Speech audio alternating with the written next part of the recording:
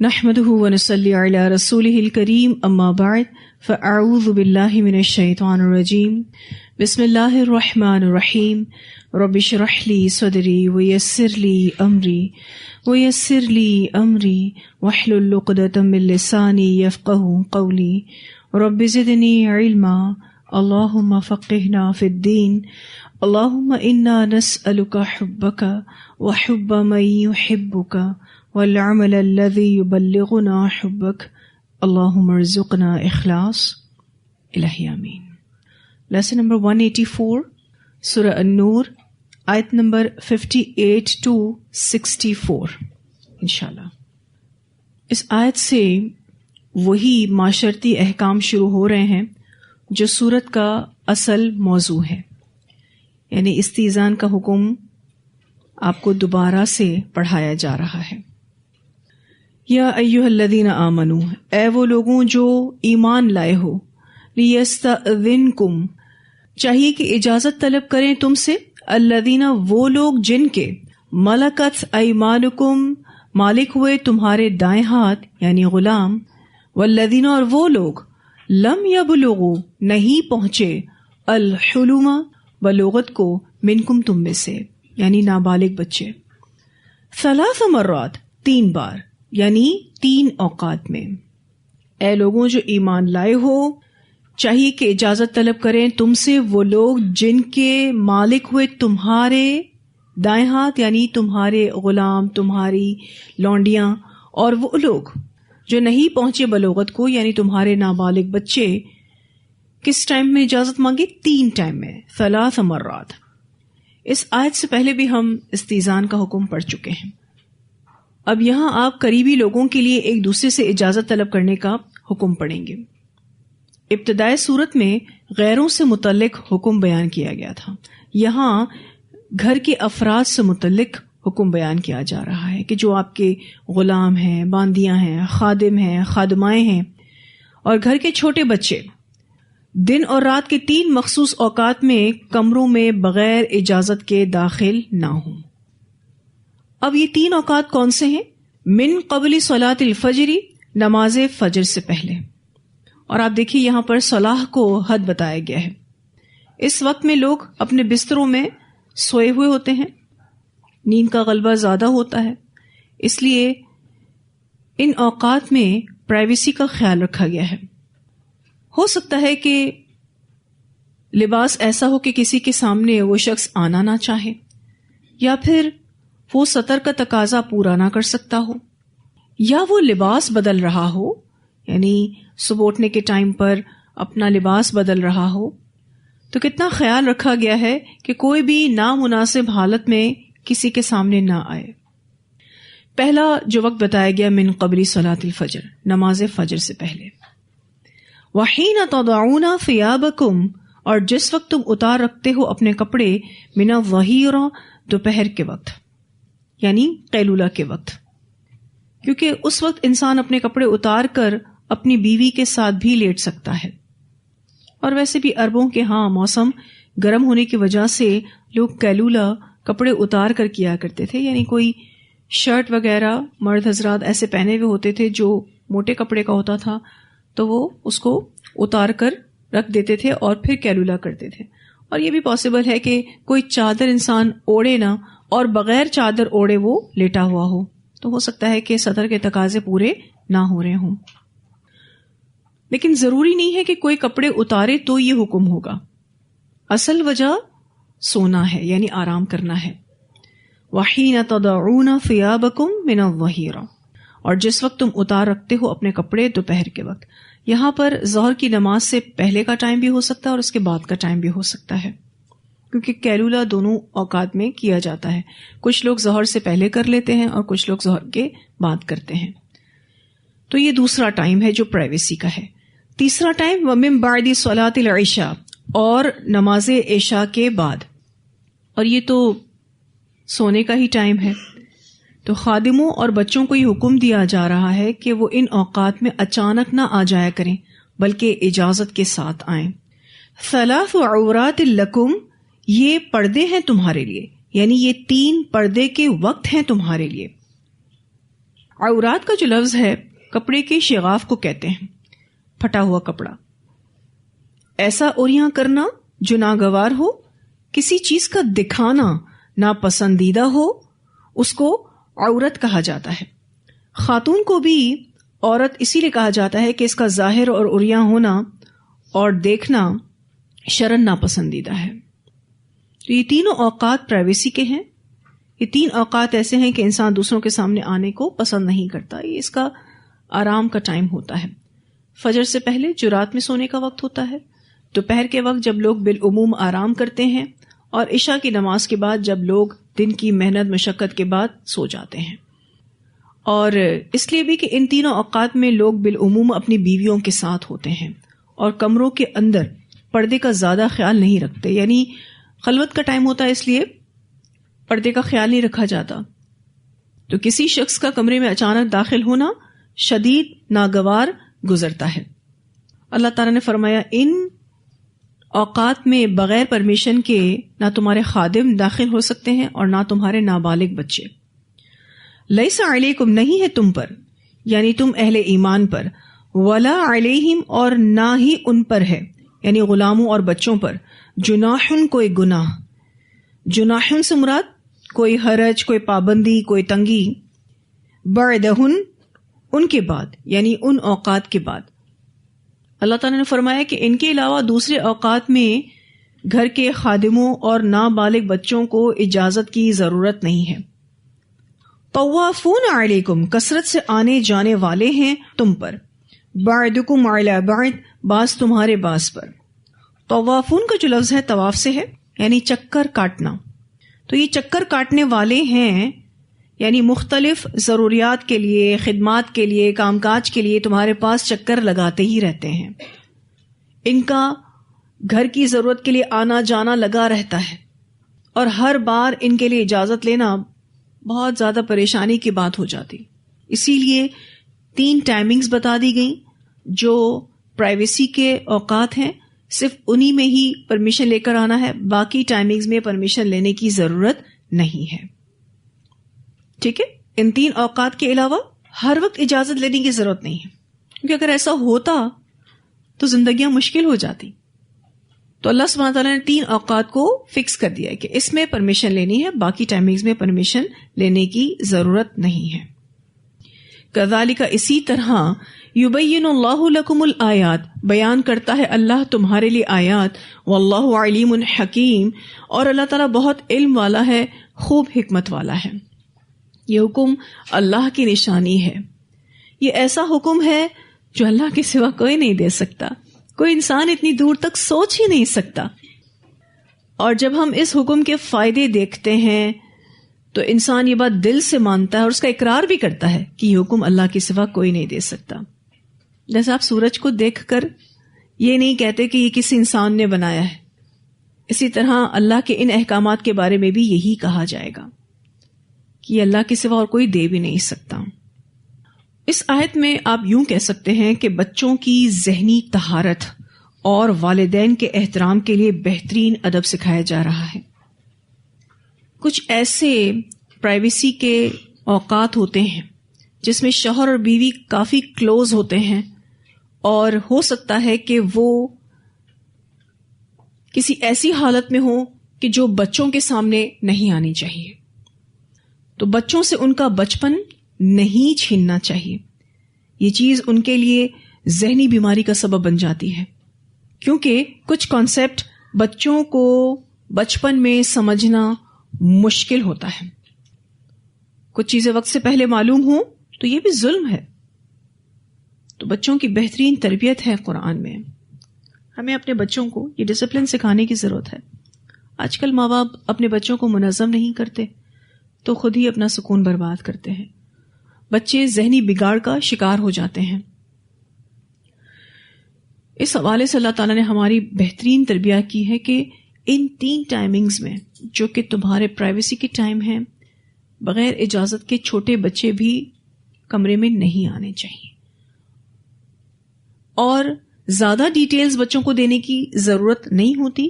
بس قرآن پاک کا نام لے کر کہ اللہ تعالیٰ نے قرآن پاک میں فرمایا ہے کہ ان 3 ٹائمنگز میں چھوٹے بچے پرمیشن کے بغیر داخل نہیں ہوتے، آگے پیچھے کوئی اور بات کرنے کی ضرورت نہیں ہوتی. اور یہ بھی کہا جا سکتا ہے کیونکہ بچے چھوٹے ہیں، ان کا ذہن چھوٹا ہے، کہ پیرنٹس آرام کر رہے ہوتے ہیں تو بچوں کو چاہیے کہ ان کے آرام کا خیال رکھیں. خیر، یہ ایک پرسنل لمحات کے حوالے سے تو میں نے آپ کے سامنے بات رکھی. ویسے بھی آپ دیکھیں تو جب ماں باپ آرام کر رہے ہوں، ماں آرام کر رہی ہو یا باپ آرام کر رہا ہو، تو بچوں کی ٹریننگ کیسے ہونی چاہیے کہ ان کے آرام کو خراب نہ کریں. یہ ادب بچوں کو سکھانا بہت ضروری ہے. بعض دفعہ آپ دیکھیے ماں سو رہی ہوتی ہے، بچے شور مچا رہے ہوتے ہیں، لیکن والد صاحب اس اعتبار سے کوئی تربیہ نہیں کرتے کہ بھئی تمہاری امی سو رہی ہیں تو شور نہیں مچاؤ. اور اسی طرح سے اگر والد سو رہے ہوتے ہیں تو بھی بچوں کو اس بات کا خیال نہیں ہوتا کہ شور نہ مچائیں، ڈسٹرب نہ کریں، اور ماں بھی اس اعتبار سے تربیت نہیں کرتی ہے. ٹھیک ہے، تو دونوں اعتبار سے اس بات کو سمجھنے کی ضرورت ہے کہ یہ بہت ہی بیسک ایتھکس ہیں، بہت ہی بنیادی اخلاق ہیں، آداب ہیں جو بچوں کو سکھانے کی ضرورت ہے.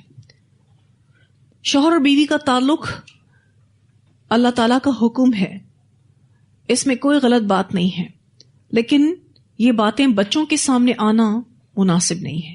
وہ بچے جو نابالغ ہیں ان کا ذہن خراب ہو سکتا ہے. اس لیے اللہ تعالیٰ نے جب تک کہ وہ بالغ نہیں ہو جاتے ان ٹائمنگز میں بچوں کو وداؤٹ پرمیشن پیرنٹس کے کمرے میں آنے سے روک دیا ہے. آپ دیکھیں تو دیندار گھروں میں ان احکام کو فالو نہیں کیا جا رہا ہوتا، یہ ادب آداب سکھائے نہیں جا رہے ہوتے، پھر پرابلمز ایسی کھڑی ہوتی ہیں جن کا سولوشن نہیں ہوتا، جس کا کوئی حل نہیں ہوتا. آج ہم دیکھتے ہیں کہ بہنیں بہنوں کے گھر جاتی ہیں اور یہ سوچتی ہیں کہ ٹھیک ہے بہنوئی سے ہماری شادی تو نہیں ہو سکتی.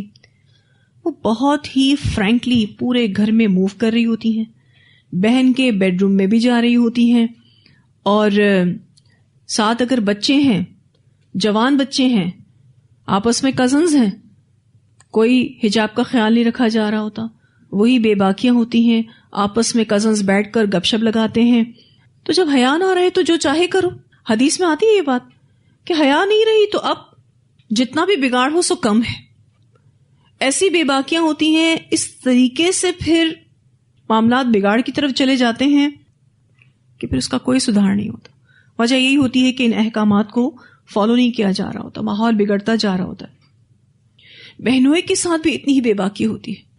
اور بہت معذرت کے ساتھ یہ بات کہوں گی، جو مجھے کہنا بالکل بھی اچھا نہیں لگتا، کہ ہمارے معاشرے میں یہ بات عام طور پر کہی جاتی ہے کہ سالی آدھی گھر والی ہوتی ہے. استغفر اللہ ربی، یہ کیسی سوچ ہے، یہ کیسی بات ہے؟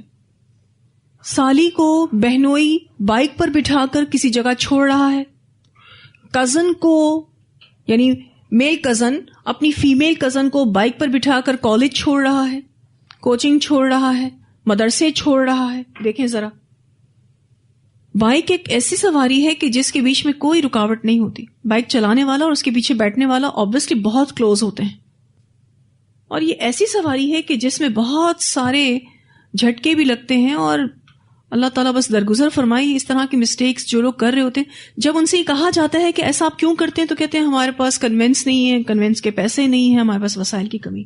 تو وسائل کی کمی کی وجہ سے کیا ہم حرام چیزوں کو الاؤ کریں گے؟ جب ہمارے پاس کوئی چیز نہیں ہوتی، کسی بھی چیز کو جب ہم کراس لگا دیتے ہیں کہ یہ ہمارے پاس نہیں ہے، تو ہم آلٹرنیٹ ڈھونڈنے کی کوشش کرتے ہیں، درست آلٹرنیٹ ڈھونڈنے کی کوشش کرتے ہیں، کوئی دوسرا نیم و بدل ڈھونڈنے کی کوشش کرتے ہیں.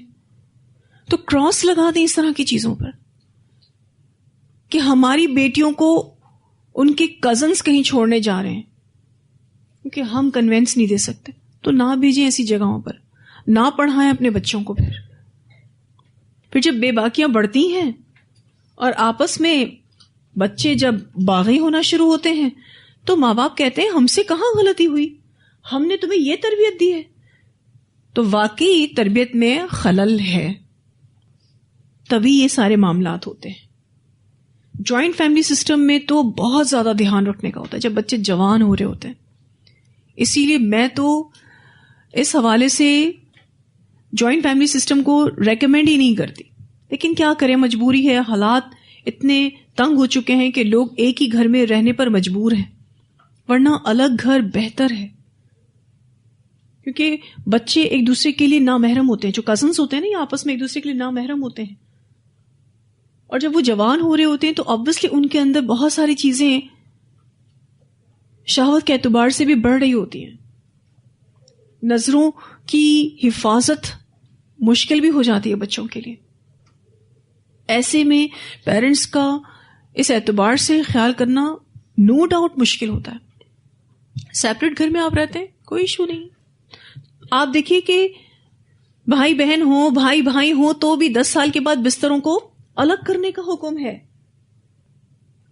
اور نظروں کی حفاظت کرنے کا حکم ہے. بھائی بھی بہن کے ساتھ، بہن بھی بھائی کے ساتھ. ان کے ساتھ بھی آپ دیکھیے کہ ادب اور احترام کا کتنا معاملہ ہوتا ہے کہ بھائی کو بہن کے برابر میں اس طرح سے کلوز ہو کر بیٹھنے کی اجازت نہیں ہے، کیونکہ یہی وہ چیز ہے جس سے شیطان پھر متحرک ہو جاتا ہے اور رشتوں کا تقدس پامال ہو جاتا ہے. اور ایسے کتنے کیسز سامنے آتے ہیں، کتنے کیسز سامنے آتے ہیں، لیکن مجال ہے کہ کوئی عبرت حاصل کرے. بعد میں پھر سر پکڑ کر روتے ہیں، ارے بھائی تو ہم ہی نے ان کو یہ مواقع فراہم کیے. ایون آپ دیکھیے کہ چچا اور بھتیجی کا رشتہ تو محرم رشتہ ہے نا. میں ریکمینڈ نہیں کرتی کہ بائک پر وہ بھی بیٹھیں. محرم رشتوں میں سب سے زیادہ کلوزسٹ محرم بیوی کے لیے شوہر ہے. بس باپ کے ساتھ بھی احترام ہے، بھائی کے ساتھ بھی احترام ہے، چچا کے ساتھ بھی احترام ہے، ماموں کے ساتھ بھی احترام ہے. ایک فزیکل گیپ کمپلسری ہے. اب ماموں بھانجی کو گلے لگا رہا ہے، جب تک وہ بچی چھوٹی ہے سمجھ میں آ رہا ہے، لیکن چھوٹے بچوں کے لیے بھی میں کبھی بھی ریکمینڈ نہیں کرتی کہ اتنا فزیکلی کلوز ہوں. شیطان ہماری رگوں میں خون کی طرح دوڑ رہا ہے اور وہ تو طاق میں ہی بیٹھا ہے کہ انسان کو اچک لے. محرم رشتوں میں بھی گندگی پیدا کر دے، نظروں کی خیانت پیدا کر دے. تو ہمیں یہ ڈسپلن اپنے چھوٹے بچوں کو سکھانا. آپ سوچیں کہ کتنا خیال رکھا گیا ہے کہ مناسب حالت میں ہی کوئی کسی کو دیکھے، غیر مناسب حالت میں کسی کی نظر نہ پڑ جائے تو وہ ٹائمنگز پر بین لگا دیا گیا کہ کوئی کسی کے بیڈ روم میں نہیں جا سکتا وداؤٹ پرمیشن. اپنی سگی اولاد میں سے نابالغ بچوں کو بھی وداؤٹ پرمیشن آنے کی اجازت نہیں، غلاموں کو، خادموں کو بھی آنے کی اجازت نہیں. تو سوچیں یہ جو ہمارے میڈیا پر الٹی سیدھی چیزیں دکھائی جا رہی ہیں، بیڈ روم سینز ہیں یا نہیں ہیں آج کل کے ڈراموں میں؟ ہے نا؟ کہاں سے اس کو دیکھنے کی اجازت ہے پھر بتائیے؟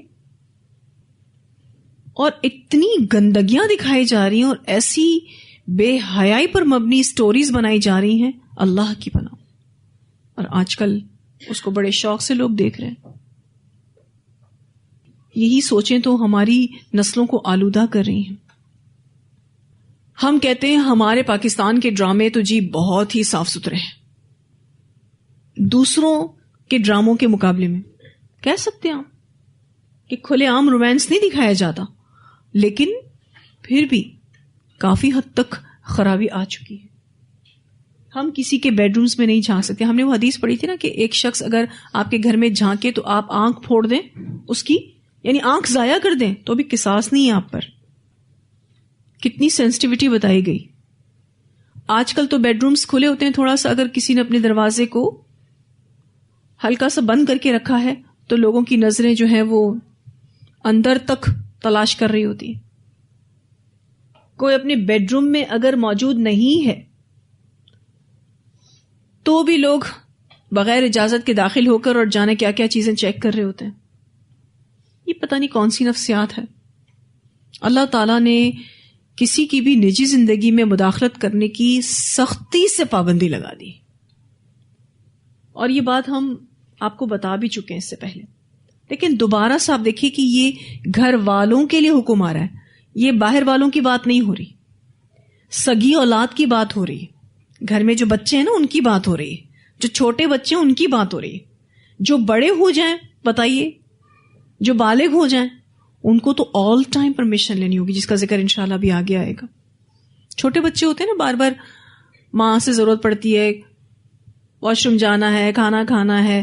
ٹھیک ہے, بہت چھوٹے بچے ہوتے ہیں نا جو ماں باپ کے بیڈ روم میں ہی عموماً سو رہے ہوتے ہیں, ان کے ساتھ بھی بہت زیادہ احتیاط کرنے کی ضرورت ہے, بہت زیادہ احتیاط کی ضرورت ہے. دیکھیں شوہر بیوی کا تعلق کوئی غلط چیز نہیں ہے, لیکن بہت چھوٹے بچے ہوتے ہیں, 1 سال کا بچہ ہے, 2 سال کا بچہ, اس کے سامنے بھی یہ چیزیں نہیں آنی چاہیے. اس بات کا خیال کرنا بہت ضروری ہے. گھر چھوٹے ہوتے ہیں, بعض دفعہ کمرے چھوٹے ہوتے ہیں, اتنے وسائل نہیں ہوتے, پوری فیملی ایک ساتھ ایک ہی کمرے میں سو رہی ہوتی ہے, تو حیا کا تقاضا برقرار رہے. میں نے ایسی بہت ساری فیملیز دیکھی ہیں کہ جو صرف ایک کمرے کے گھر میں رہتی ہیں, لیکن وہ پیرنٹس بہت خیال رکھتے ہیں, کبھی بھی بچوں کے سامنے ایسی کوئی غیر مناسب حالت اپنی نہیں لانے دیتے کہ جس سے بچوں کے ذہن خراب ہوں. پھر اللہ سبحانہ تعالیٰ فرماتے ہیں وَإِذَا, اور جب بلغ الْأَطْفَالُ مِنْكُمْ, پہنچ جائیں بچے تم میں سے, الحلم, بلوغت کو. اب آپ دیکھیے یہ حکم براہ راست بچوں کو دیا جا رہا ہے. پیچھے بات کن سے ہو رہی تھی؟ پیرنٹس سے ہو رہی تھی, گھر کے بڑوں سے ہو رہی تھی. اب آپ دیکھیے وَإِذَا بَلَغَ الْأَطْفَالُ مِنْكُمُ الْحُلُمَ, اور جب پہنچ جائیں بچے تم میں سے بلوغت کو, فَلْيَسْتَأْذِنُوا, پس چاہیے کہ وہ اجازت لیا کریں. ڈائریکٹ اللہ تعالیٰ بچوں سے بات کریں, چاہیے کہ وہ اجازت لیا کریں. كَمَا اسْتَأْذَنَ الَّذِينَ مِنْ قَبْلِهِمْ, جیسا کہ اجازت لیتے تھے وہ لوگ جو ان سے پہلے تھے, یا جیسا کہ اجازت لیتے ہیں وہ لوگ جو ان سے پہلے ہیں, یعنی جو بڑے ہیں. جیسے بڑے اجازت لیتے ہیں ویسے ہی اب یہ بالغ ہونے والے بچے بھی اجازت لیں گے. وہی ایز اٹ از حکم ان پر بھی لاگو ہوگا جو بڑوں کے لیے لاگو ہو چکا ہے. بلوغت کی اہم علامات, لڑکوں میں احتلام ہے, عورتوں میں بھی احتلام کی علامت ہے ویٹ ڈریمز. ٹھیک ہے, پھر یہ کہ لڑکوں کی آواز کا بھاری ہو جانا, داڑھی کے بال آ جانا, اسی طرح سے لڑکیوں کو حیض آ جانا, سینے کا ابھار لڑکیوں کی بلوغت کی علامت ہے. لیکن کچھ بچے ایسے ہوتے ہیں 18 سال تک بھی بلوغت کی کوئی علامت نہیں ہوتی. ٹھیک ہے, اور کچھ بچے ایسے ہوتے ہیں جو 10, 11, 12 سال میں بھی بالغ ہو جاتے ہیں. ایون آج کل بچیوں کو حیض 8 سال کی عمر میں, 9 سال کی عمر میں بھی آ جاتا ہے, بالغ ہو گئی بچیاں. ان پہ تمام حجاب کی پابندیاں بھی لاگو ہوں گی, تمام استیزان کے احکامات بھی لاگو ہوں گے, سب ہی احکامات ان پر لاگو ہوں گے کیونکہ اب یہ بالغ ہو چکی ہیں. کیونکہ بہت سے گرم علاقے ہوتے ہیں نا, وہاں پر بچے جلدی بالغ ہو جاتے ہیں, اور ٹھنڈے علاقوں میں ذرا دیر سے ہوتے ہیں. ٹھیک ہے, لیکن آپ اس کی کوئی ایج فکس نہیں کر سکتے. حدیث میں آتا ہے کہ ابن عمر نے نبی اکرم صلی اللہ علیہ وسلم سے جنگ میں شرکت کرنے کی پرمیشن مانگی تھی. اس وقت وہ 14 ایئرز کے تھے, 14 سال کے تھے. تو آپ صلی اللہ علیہ وسلم نے منع فرما دیا, کہہ دیا تم ابھی چھوٹے ہو. اگلے سال دوبارہ آئے جنگ میں شامل ہونے کی اجازت لینے, تو آپ صلی اللہ علیہ وسلم نے ان کو پرمیشن دے دی. تب وہ کتنے سال کے ہو گئے؟ 15 سال کے. تو علماء نے اس سے دلیل لی ہے کہ اگر بلوغت کی کوئی بھی علامت ظاہر نہیں ہوتی تو ایٹ دا ایج آف 15 بچہ بالغ ہے. اس کے لیے وہی رولز اپلائی ہوں گے جو بڑوں کے لیے ہیں. کذالک یبین اللہ لکم الآیات, اسی طرح بیان کرتا ہے اللہ تمہارے لیے اپنی آیات کو. واللہ علیم حکیم, اور اللہ خوب علم والا ہے, خوب حکمت والا ہے. دیکھیے آیت نمبر 58 کا اینڈ دیکھیے, واللہ علیم حکیم, اور آیت نمبر 59 واللہ علیم حکیم. اسے ضرورت عامہ کا پتہ ہے. کسے؟ اللہ تعالیٰ کو. اللہ تعالیٰ نے ضرورت عامہ کو مد نظر رکھتے ہوئے یہ اجازت دی ہے, کیونکہ وہ علیم ہے, لوگوں کی ضرورت کو, لوگوں کی حاجات کو جانتا ہے, اور وہ حکیم بھی ہے. اس کے ہر حکم میں بندوں کے مفادات اور حکمتیں پوشیدہ ہیں. واللہ علیم حکیم. اب آپ دیکھیے کہ اس آیت میں جو احکام اللہ تعالیٰ نے ہمیں دیا ہے اس سے لوگوں کی جو پرائیویٹ زندگی ہے, لوگوں کی جو پرائیویسی ہے, اس کو مینٹین کیا گیا. بہت ہی اہم حکم اس سے پتہ چلتا ہے کہ ہم کسی کی بھی نجی زندگی میں مداخلت نہیں کر سکتے, کیونکہ یہ مداخلتیں انسانوں کو چڑچڑا بنا دیتی ہیں, اور ان مداخلتوں کو کرنے والے بد اخلاق ہوتے ہیں. جو اس طریقے کے انٹرفیئرنس لوگوں کی زندگیوں میں کرتے ہیں نا، بد اخلاق ہیں. ان کو پتہ ہی نہیں ہے کہ زندگی کیسے گزارنی چاہیے. قرآن ہمیں سکھاتا ہے الحمدللہ کہ ان تمام باتوں کا تم خیال رکھو. جو بھی ہمارے گھر میں چھوٹے بچے ہیں نا، اب ان کی ٹریننگ کرنا اس آیت کا تقاضا ہے. ہمیں ٹریننگ کرنی ہے. جب تک وہ ہماری بات سمجھ نہیں سکتے تب تک ہمیں بہت دھیان رکھنا ہے اس حوالے سے کہ بچے کسی بھی نامناسب حالت میں ہمیں نہ دیکھیں. میں نے بہت ساری ماؤں کو دیکھا ہے چھوٹے بچوں کے سامنے اپنے کپڑے چینج کر لیتی ہیں. استغفر اللہ ربی. یہ بات جو میں آپ کو کہہ رہی ہوں نا کہ وقت سے پہلے کسی بھی چیز کا سامنے آنا ظلم ہے. نہانے جاتی ہیں ساتھ میں بچوں کو بھی لے جاتی ہیں. یہ باتیں مناسب نہیں ہے کرنا، لیکن کیا کروں میں؟ ایسی ایسی غلطیاں ماؤں سے ہوتی ہیں. بچے بچپن میں ہی عورتوں کی چھپی چیزوں سے واقف ہو جاتے ہیں. ان کا بچپن چھیننے والے ہم خود ہی ہوتے ہیں. چھوٹے بچوں کے سامنے، یعنی 4-5 سال کے بچوں کے سامنے ان کے چھوٹے بھائی بہنوں کے ڈائپرز کو چینج کرنا اتنی غلط بات ہے. بھائی کے سامنے بھائی کا ڈائپر چینج کرنا، بہن کے سامنے بہن کا ڈائپر چینج کرنا، بہن کے سامنے بھائی کا ڈائپر چینج کرنا، بھائی کے سامنے بہن کا ڈائپر چینج کرنا. کہاں سے اخلاق ہیں؟ سمجھ ہی نہیں آتا آج کل کی ماؤں کو. پتہ نہیں کیسی مسٹیک کرتی ہیں. پھر کچھ کہو تو کہتی ہیں کہاں جائیں، ہمارا تو ایک ہی کمرہ ہے. ایک ہی کمرے میں حیا کے تقاضے اس کا مطلب پورے نہیں ہو سکتے نا. اللہ تعالیٰ کو یہاں یہ کہنا چاہیے تھا کہ جس کا ایک کمرہ ہے اس پر کسی بھی قسم کی پابندی نہیں ہے، وہ جو چاہے کرے. ہاں، جس کے پاس 3-4 کمرے ہیں وہ ان تمام رولز اینڈ ریگولیشنز کو فالو کرے کیونکہ وہ تو کر سکتا ہے. ایسی کوئی بات نہیں. ایک جھونپڑی میں رہنے والا بھی ان احکامات پر عمل کر سکتا ہے، بس یہ ہے کہ وہ کرنا چاہے. آپ کو پتہ ہے مصر میں خواتین کا غسل خانہ ایک ہی ہوتا تھا. ساری مل کے عورتیں ایک ساتھ غسل کرتی تھیں. منع فرمایا ہمارے اسلام نے. ایسا نہیں ہونا چاہیے.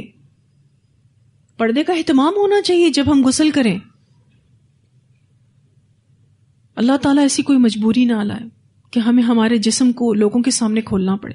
جب انسان بستر پر آتا ہے نا تو وہ اپنا کوئی کام کرنے کے قابل نہیں ہوتا. کپڑے بھی اس کو دوسرے چینج کروا رہے ہوتے ہیں، اس کی گندگیاں بھی دوسرے صاف کر رہے ہوتے ہیں. اتنا مشکل کام ہے، اتنا مشکل کام ہے اس چیز کو برداشت کرنا. تو نامناسب حالت میں ہم سب نے کوشش کرنی ہم کسی کے سامنے نہ آئیں. ایک اور چیز بھی میں کہنا چاہوں گی. میں کیا کروں، مجھے ہوتا ہے کہ میں کہہ دوں، پتہ نہیں دوبارہ مجھے موقع ملے یا نہ ملے. یہ جو نائٹ ڈریسز ہیں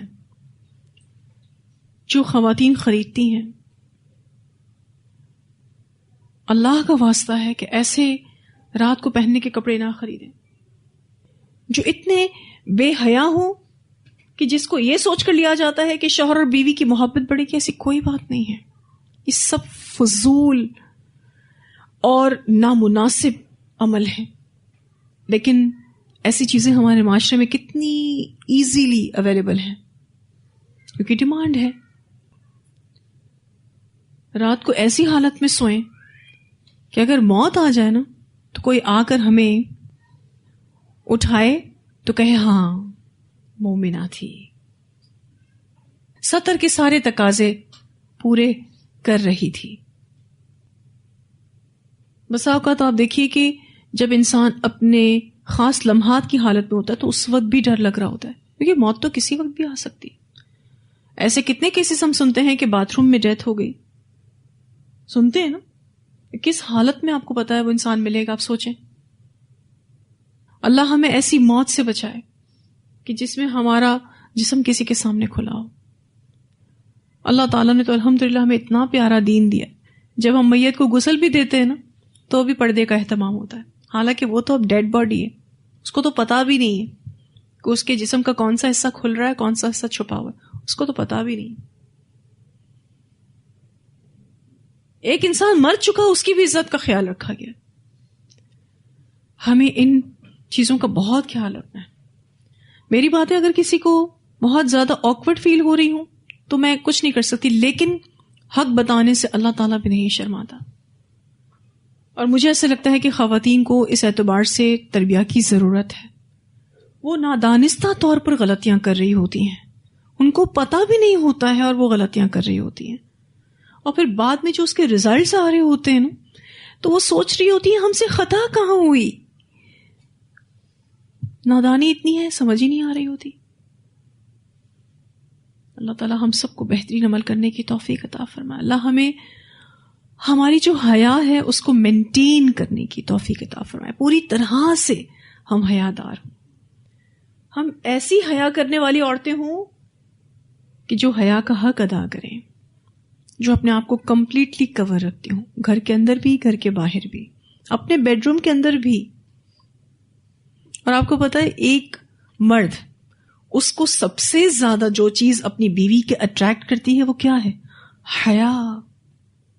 چاہے جتنا بھی بے باک انسان ہو نا، اس کی نگاہیں جتنی بھی بھٹکتی ہوں، بیوی اس کو حیادار چاہیے. بیوی کے معاملے میں وہ کوئی کمپرومائز نہیں چاہتا. ٹھیک ہے جی. تو یہاں اللہ تعالیٰ نے یہ ہمیں آیات دی ہیں اور بہت کھول کر بیان کی. کیوں؟ وہ جانتا ہے، وہ حکمت والا ہے.